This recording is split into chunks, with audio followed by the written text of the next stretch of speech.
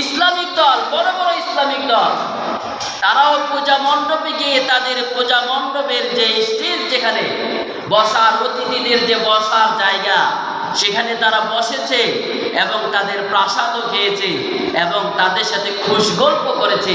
এটি একটি ইসলামিক দলের জন্য বড়ই লজ্জাকর ঘটনা। ভাইরা বন্ধুরা আমার, আল্লামা মুফতি আমিনী রহমাতুল্লাহি আলাইহি, তিনি আমাদের ব্রাহ্মণবাড়িয়া সরাইলের এমপি ছিলেন, লালবাগ মাদ্রাসার প্রিন্সিপাল, বাংলাদেশের একজন বিখ্যাত বহুত বড় আলেম। তিনি মৃত্যুবরণ করেছেন। আল্লাহ ওনার কবরকে জান্নাতের বাগান বানিয়ে দেয়, সকলে বলি আমিন।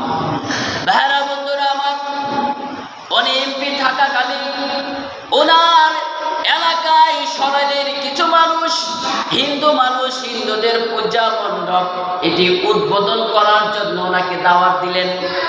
ওনাকে বললেন যে আমাদের পূজা মণ্ডপ এটি, আপনি যেহেতু আমাদের এমপি, আলেম হিসাবে নয়, আপনি এমপি হিসাবে আপনাকে আমরা দাওয়াত করলাম, আপনি আমাদের পূজা মণ্ডপটা এটি উদ্বোধন করে দিবেন, আপনি আমাদের আজকের এই পূজা মণ্ডপের আপনি প্রধান অতিথি।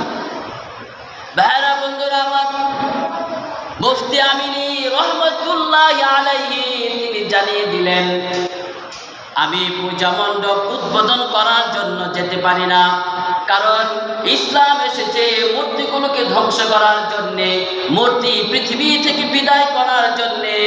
রাসূলুল্লাহ যখন মক্কা বিজয় করেছে, সর্বপ্রথম তিনি কাবার ভিতর থেকে মূর্তি অপসারণ করেছে, মূর্তি বের করে দিয়েছে, মূর্তি রাখে নাই। আপনি এদেশের নাগরিক, আপনি এদেশের জনগণ, আপনি হিন্দু, আপনি আপনার ধর্মের স্বাধীনতা পাবেন, আপনি পূজা মণ্ডপে যা ইচ্ছা তা আপনি হিন্দু হয়ে আপনি পূজা করবেন, সেই নিরাপত্তা, সেই সিকিউরিটি সরকার দিবে।